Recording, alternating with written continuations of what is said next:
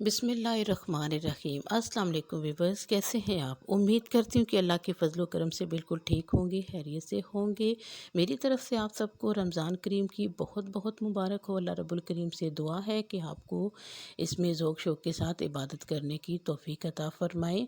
आप सबसे मेरी एक रिक्वेस्ट है कि पिछले महीने मेरे वालिद साहब की डेथ हो चुकी है, तो आप प्लीज़ उनके दर्जात की बुलंदी के लिए दुआ कर दीजिए। आपकी बहुत बहुत मेहरबानी होगी। तो आज मैं आपके साथ ये रेसिपी शेयर करने जा रही हूँ चिकन रेशेदार शामी कबाब की। तो इसके लिए सबसे पहले मेरे चैनल को सब्सक्राइब कीजिए, लाइक कीजिए, बेल आइकन के बटन को प्रेस करना मत भूलिए। आज ये बिल्कुल सिंपल से मैं आपके साथ रेसिपी शेयर करूँगी। तो चलिए स्टार्ट करते हैं आज की रेसिपी। इसके लिए मैंने यहाँ पे चने की दाल को 4 घंटे के लिए भिगो के रख दिया था। दाल को वॉश करके अच्छी तरह से आपने इसको भिगो देना है अगर टाइम है तो ओवरनाइट के लिए, क्योंकि इससे टेस्ट बहुत बढ़ जाता है। यहाँ पे 1 केजी इसमें मैं चिकन ऐड करूँगी। इसकी ये बड़ी बड़ी सी बोटियाँ जो हैं ये मैंने डालनी है, क्योंकि इससे इसका काफ़ी अच्छा जो है और लंबा रेशा बनेगा। तो 1 केजी चिकन में 1 पाव से थोड़ी कम मैंने यहाँ पे दाल डाली है इसमें।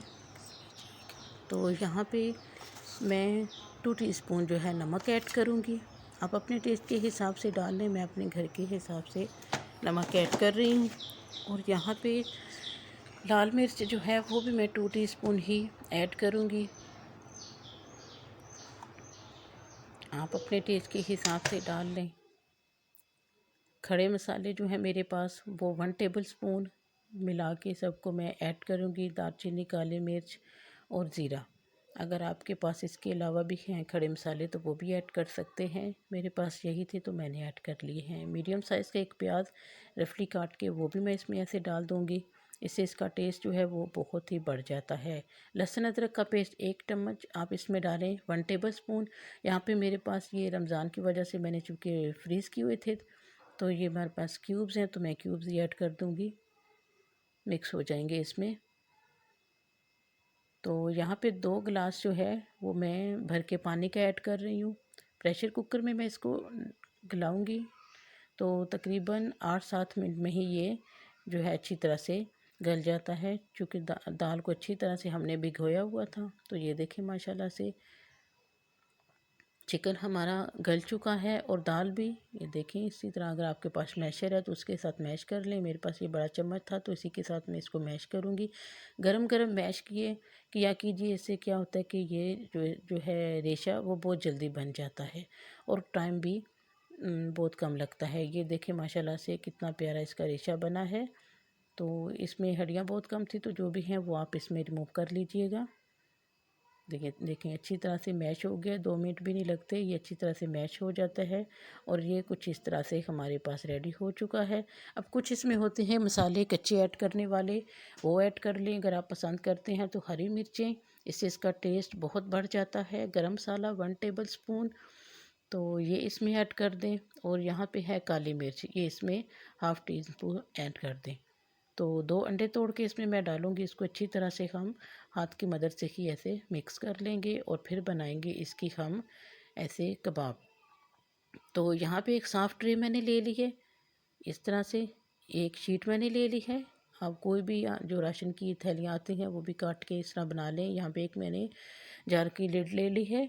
तो मैं आपको बताऊँगी कि इससे मैं कैसे बनाऊँगी। इसको नीचे रखूँगी ऐसे। तो इसमें मैं मसाला ऐड करूँगी। सबसे पहले इसको मैं लगा लूँगी शीट पे कुकिंग ऑयल। इससे क्या होगा कि ये जितना भी हम टिक्कियाँ हम इसमें मसाला डालेंगे तो वो जल्दी से आसानी से निकल आएंगी, इसके साथ चिपकेंगी नहीं। तो ये देखें सबसे पहले इसमें मैं पूरी शीट में कुकिंग ऑयल लगा लेती हूँ। दोबारा से नीचे मैं इसकी लिड रखूँगी, ये देखें। और इसमें जितना भी जो है आता है वो बैटर वो मैं इसमें रखूँगी, ये मसाला कबाब का।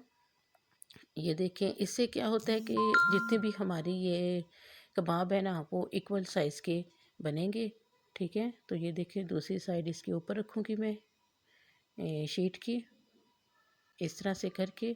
और फिर इसको मैं नीचे रख लेती हूँ ताकि आपको देखने में थोड़ी आसानी हो।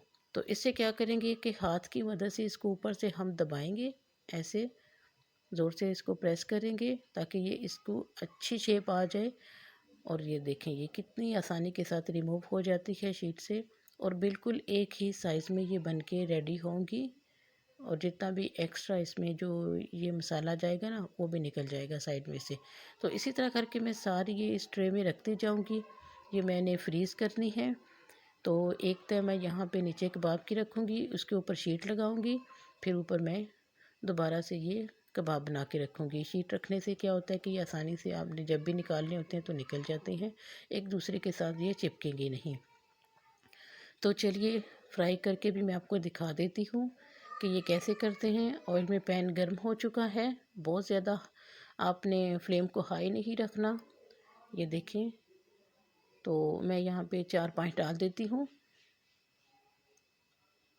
तो अच्छी तरह से आप चम्मच की मदद से इसके ऊपर भी ऑयल डालते जाएं ताकि ये ऊपर से भी थोड़ी सेट हो जाए। 2 मिनट तक आपने इसको बिल्कुल भी हिलाना जुलाना नहीं है। तो अच्छा सा कलर आने तक हम इसको फ्राई करेंगे, क्योंकि इसमें कच्चा कुछ भी नहीं है, तो ज़्यादा फ्राई में टाइम जो है वो नहीं लगेगा। ये देखिए माशाल्लाह से प्यारा सा कलर आने तक मैंने इसको फ्राई कर लिया है। बहुत जल्दी ये कुक हो जाती हैं, अच्छी तरह से फ्राई हो जाती हैं। अगर ऐसे आप फ्रीज़ करके रमज़ान से पहले रख लें तो रमज़ान में बहुत ही टाइम की सेविंग होगी और इबादत करने का भी आपको बहुत टाइम मिल जाएगा। तो ये देखिए माशाल्लाह से मैं तोड़ के दिखाती हूँ इसका कितना लंबा और कितना परफेक्ट इसका रेशा बना है। ये देखिए रेशेदार चिकन शामी कबाब, बहुत ही टेस्टी।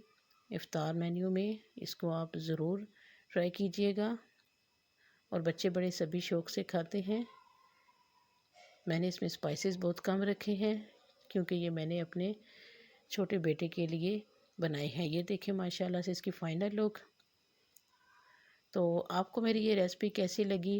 रेसिपी अच्छी लगी तो प्लीज़ लाइक कीजिएगा, शेयर कीजिएगा, कमेंट कीजिएगा, ताकि मैं नेक्स्ट आपके लिए अच्छी अच्छी वीडियोस लेके आती रहूं। तो नेक्स्ट वीडियो तक दें मुझे इजाज़त। अल्लाह हाफिज़।